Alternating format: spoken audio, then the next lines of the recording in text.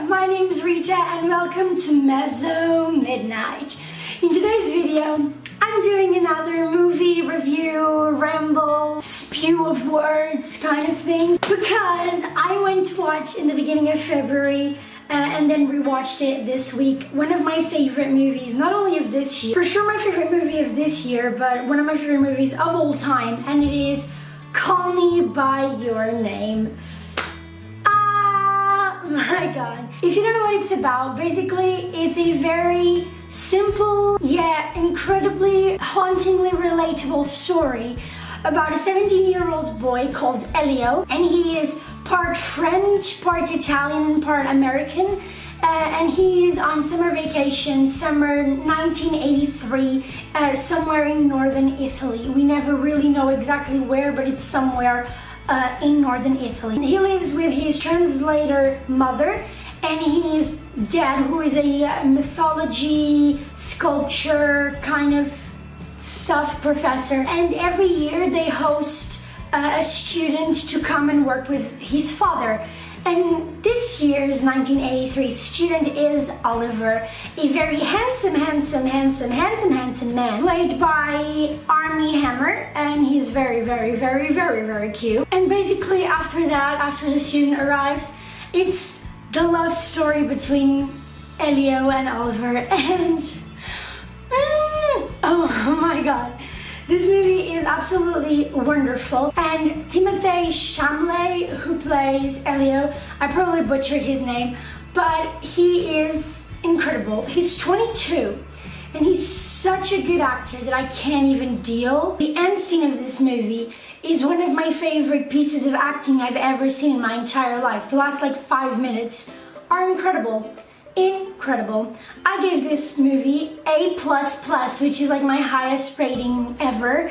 It's like 100%, break the scale. I cannot.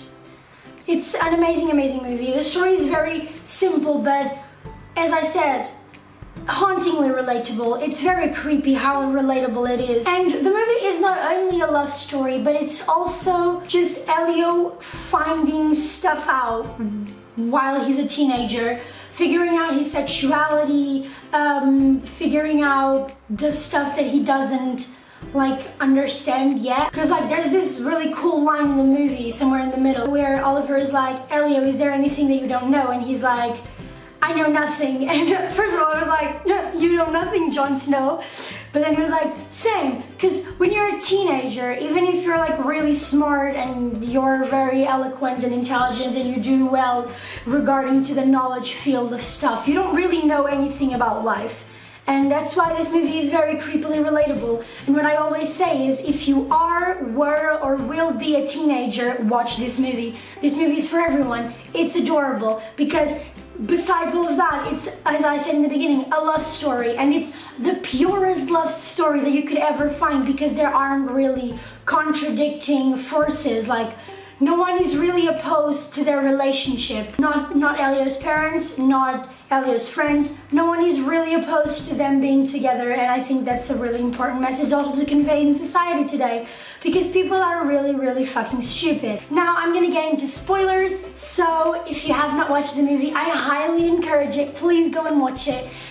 Keep watching at your own risk if you haven't, and you are missing out if you won't. So, bye non-spoilery people! Bye-bye!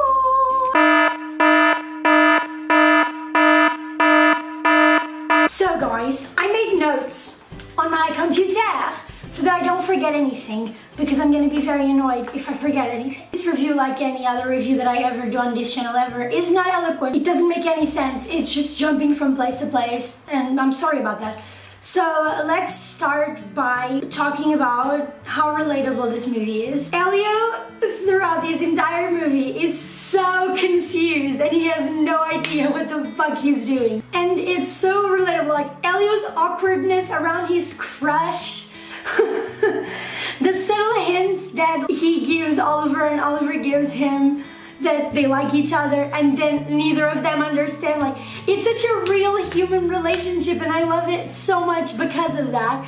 Like, at the end, like when they get together, Ellie was like, we wasted so much time, why didn't you tell me or give me any sign that you liked me? And he's like, I did. When we were playing volleyball, I touched you and lingered on way too long so you would understand. And he still didn't, because he's fucking clueless and he has no idea what courtship or flirtation means, because he's 17 and he's never experienced that. And I thought that was so incredibly funny and relatable. Another thing that I really enjoyed, and it was really relatable, but it was really wrong, and a lot of teenagers do this. Elio was like experimenting with Marzia. She was his first time, he lost his virginity with her, and they kind of start engaging in a relationship. But I feel like at the back of his mind, he always knew that he didn't really like her. I understand that he wanted to experiment sexually with her, but I feel like he's very, very, very, very wrong. And a lot of teenagers do this, that you will kind of play with other people's feelings,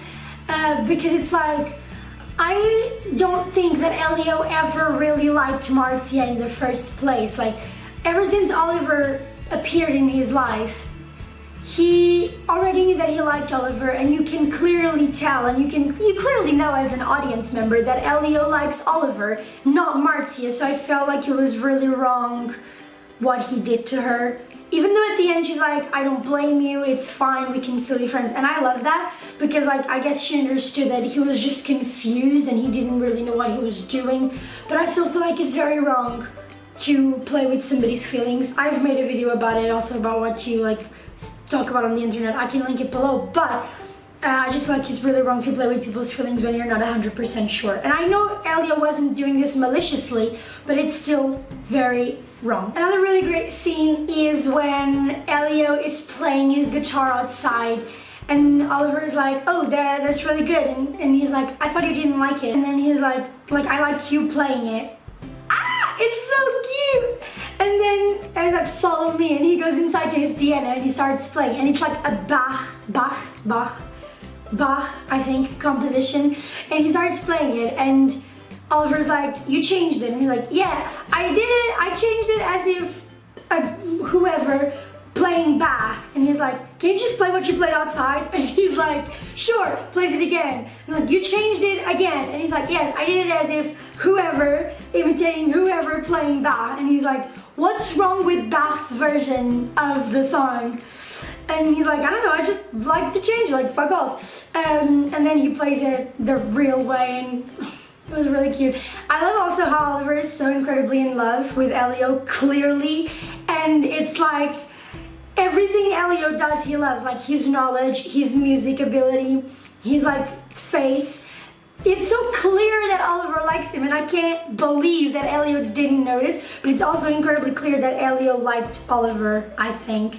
And again, this is why I feel like it's such a real human relationship, because so many times two people like each other and neither of them can see that the other likes them. Another thing that I loved was the jealousy that happened clearly, where in that dancing scene, kind of, when Oliver was dancing with Chiara. Again, very, very wrong, because you clearly like Elio and you're just playing with this girl's feelings. But like, when Elio was smoking the cigarette, he's like, can you stop touching my man? I love that so much. It was so funny. You could clearly see his jealousy. Like, stop touching Oliver. Oliver, stop touching Chiara. Another amazing scene, probably one of my favorite scenes in the entire movie, is the grass scene, when they go for a ride in their bikes and they go to like this patch of grass and then they kiss for the first time. But then Oliver is really insecure about their relationship because he feels like they shouldn't do anything romantic or sexually together. And then like they just kiss and fool around in the grass. I thought that was a really cute, adorable scene. And fun fact, that was the first scene Armie Hammer and Timothy Chalamet ever rehearsed together to break the ice. That's fun. fun trivia for you. It's like an amazing scene, because you can also clearly see Oliver's inner conflict, because like he's older and he's a minor technically, you know, so it's conflicting, but he really likes him. Another amazing scene is when they get to see that sculpture of World War I, and Oliver's like, is this World War II? And Elio's like, no, it's clearly World War I. This was like one of the deadliest battles of World War I. And then Oliver goes like, is there anything you don't know? And Elio responds, I know nothing of the things that really matter. And then he's like, why are you telling me this? And Elio goes, because I thought you should know. Oh my god, I love this movie so much. This movie makes me so happy. And this is one of those movies in which it's such a big roller coaster of emotions, because in the beginning you can't stop smiling. There's like this grin, ridiculous grin on your face, and you're just smiling through the entire thing. And then by the end of it, you're bawling your eyes out because, and you feel so many, you feel like all of the emotions with this movie. You feel happiness, frustration, giddiness, sadness, arousedness, excitement. It's a great movie. Okay, talking about some technical stuff. I know this is all over the place, but what I also really like about this movie technically is the cinematography and the way it's filmed. I like when you're in the car and the way it's filmed, you kind of see the road as if you were in the car with them, and you see like the car swirling around, and I really enjoy that.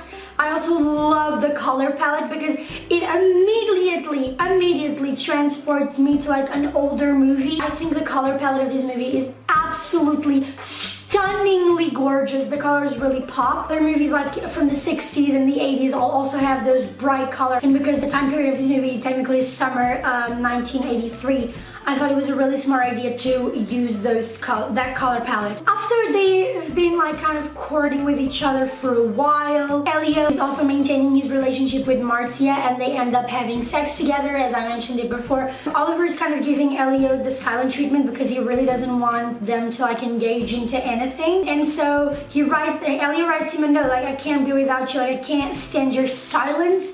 And so Oliver leaves Elio a message saying, grow up, meet me at midnight.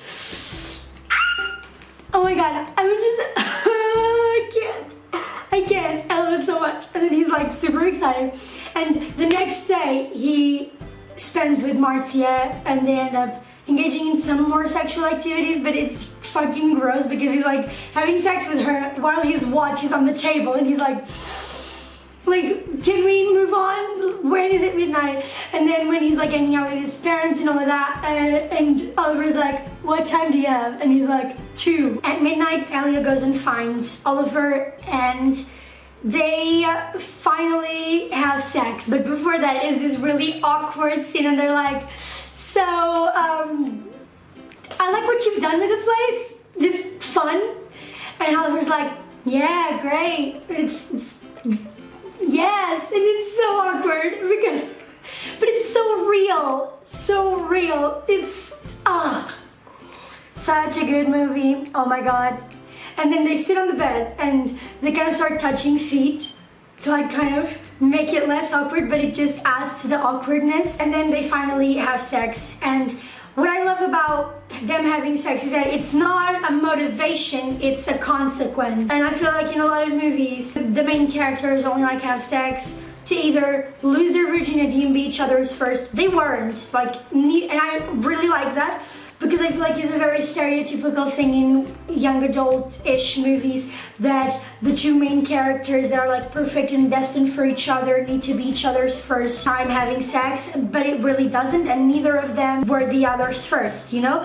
And I really enjoy that. And then also, them having sex is like a consequence of this like love and caring for each other that they had already had, and not just casual. Nothing wrong with casual sex. I'm perfectly okay with that, and I perfectly support it, but I also like in movies when it's a consequence. You were like, through the entire movie, it was like a build-up to this sex scene, finally they had sex. And then we come to the like one of the most romantic scenes in the movie when they're laying together, and Oliver goes, call me by your name and I'll call you by mine, which gives the title to the movie. And then they start calling each other. Elio goes like, Elio, and Oliver goes, Oliver. And then throughout the rest of their relationship, and even when they go to Bergamo at the end of the movie, Elio calls Oliver Elio and Oliver calls Elio Oliver. I think it's really cute and it's really creative, you know? I had never seen like a couple call each other by their own name, you know? It's great, and it was really cute and romantic, and I loved it a lot. And then after this scene, they start growing more intimate and being together, and even in town, in public, they have like this really sex tension thing. That's another thing that I love about this movie, is the sex tension. I always live for sex tension, and there's this one scene in town, I'll try to put a picture here, which is actually one of my favorite scenes in the movie, when Oliver is like very concerned, like, oh, I really hope I didn't mess you up, I didn't want to confuse you, I didn't want you to do anything that you didn't want to, and Ellie was like, don't worry, I don't regret anything, I really like you, and they have this really clear sex tension going on, and I absolutely live for that very much, very much. At this point, they're just so infatuated with each other. Elio starts kind of giving Marcia a little bit of ghosting, you know, kind of disappearing without really telling her anything. That's wrong. Again, that's another thing that I was saying in the beginning. It's like playing with somebody's feelings. Like, at least explain to her why you're no longer reaching out and talking to her, because you kind of just ghosted her, you know? And then we came closer to the ending, and it's when things kind of start falling apart. So it's the end of summer and Oliver needs to leave. He was only staying for the summer, but they've grown so close together and they have this imminent love for each other. And what I also love is that Elio's parents are supportive. They don't really care that they're dating at all. They kind of even encourage it. So much so that before Oliver has to go back to America, they suggest that they take a trip to Bergamo, which I believe is also in northern Italy. Don't quote me on that, I have no idea. But they do take a trip to Bergamo, and it's really cute. These two actors have so much chemistry, and I've seen some interviews, and they explain that the reason why they have so much chemistry is because they just grew such a strong friendship between each other that when it came to portraying Elio and Oliver, the chemistry was already there, and it doesn't feel forced, it doesn't feel rushed. It feels like a genuine chemistry between two people, and I feel like in a lot of movies the two main actors don't have any chemistry, and they definitely do.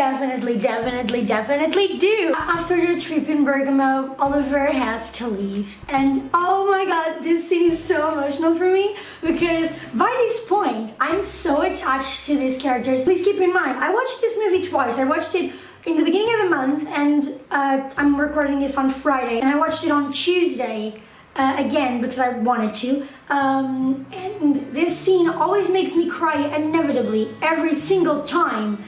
I'm just gone because it's so sad when he goes on the train and he just leaves, and then Elio, and this is the hardest part, Elio goes to the phone and he's like, Mom, and he's like trying to hold back tears clearly, and he's like, Mom, and then he breaks down, can you come and get me?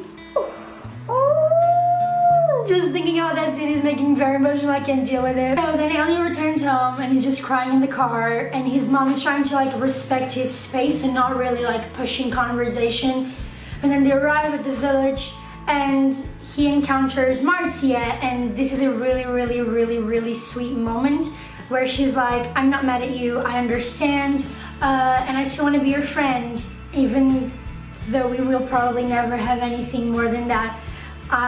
She was like, I'm still really glad for the time we had together, and they share a really sweet moment, and they're like friends for life, and it's really cute. Elio returns home, he gets home and his father is on the couch, and this is one of the most touching moments I've ever witnessed. The monologue that his father gives him is so wonderful. It's such a heartbreaking yet heartwarming monologue, because like Elio is really like broken and distraught at this moment, and his father is trying to calm him by telling him that what he had with Oliver is something that people spend a lifetime looking for and sometimes don't even get.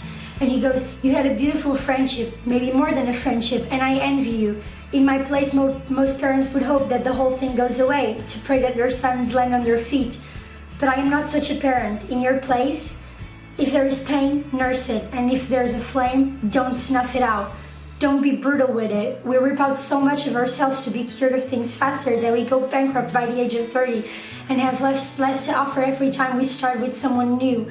But to make yourself feel nothing, so not as to feel anything, what a waste. This is the epitome of what I wish every parent would be like. Yes, it's a very subtle message to non-supportive parents. This monologue is also partially why I believe that this movie is for everybody, because I feel like parents can also gain so much from watching this movie, because this scene is so important. Like a parent, especially a father, respecting, supporting, loving his son unconditionally and just wanting him to be happy regardless of who it's with. And also, it's very important for teenagers, like when you end a relationship or a friendship, you don't want to feel anything because you're like, why would I feel pain when I can just not feel anything? Feelings is what makes us human. And if we lose that, then what's the point of anything? And then his father concludes saying that like he has never found such a beautiful love like his son has at the age of 17. And then Ellie goes, does mom know? And he's like, I don't think she does. Just think about that for a moment. Think about that. And then we jump to the holiday season. They're Jewish, so they celebrate Hanukkah. And so they're preparing for Hanukkah, and Ellie receives a call from Oliver, and Oliver is like, I'm getting married next spring. I'm gone at this point. Ellie was like, great. It's something along these lines of like, I'll never forget you, and Oliver was like, I could never either, and he's getting married anyway. And then you have, as I mentioned in the beginning, one of the best acting scenes that I've ever witnessed in my entire life. Timothée is absolutely stunning in this scene. Stunning. Elliot goes to the fireplace and he starts sobbing. And for like 5 minutes, he's just sobbing into the fireplace. That's the last scene of the movie, and it lasts 5 minutes, and it's just him crying in front of the fireplace. And you can see every emotion going through his mind.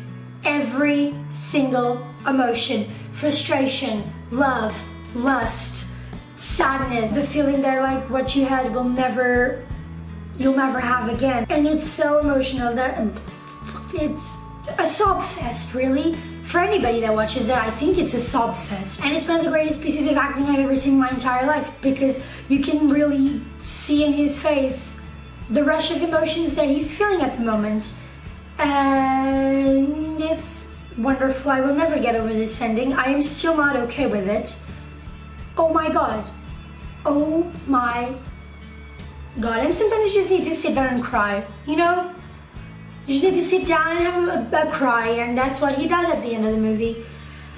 And then it ends, and it's the credits scene, and it ends. This movie made me think a lot. So much so that when I first watched it, I got home and I just wrote 2 pages worth of thoughts that I had regarding it. And I know that a lot of people that watch this movie got hung up on the fucking peach scene. Are you kidding me? This movie has so much depth and meaning to offer, and you're gonna be hung up in a masturbation scene with the peach? Are you kidding me? Like, he's a teenager. He's gonna masturbate. Get over it. Like, it's completely normal. Sure, that's a great scene. And it's really funny when Oliver arrives and he's like, what did you do? And he's like, nothing. It's funny, but like the movie is so much more than a fucking peach scene. And it actually kind of really bothers me that in every fucking interview that I saw, the interviewer asks him about the peach scene, and Timothée is like, it was just a regular scene like any other scene that you would film. Getting past that, this movie really, really touched me because it was so relatable, and I could relate to Elio so much. Also because the Italian culture is really similar to the Portuguese one, and so I was watching it, and the way like his family works, like a giant family with people talking loudly, and I also related it a lot to my country's culture. And it's for sure one of my favorite movies of all time that I will want to rewatch over and over and over again. A++. It's fabulous. It's really, really fabulous. It makes you think a lot. I have no words. I have no words. I had no words when I first watched it. I have no words now that I have rewatched it and discussed it with you guys.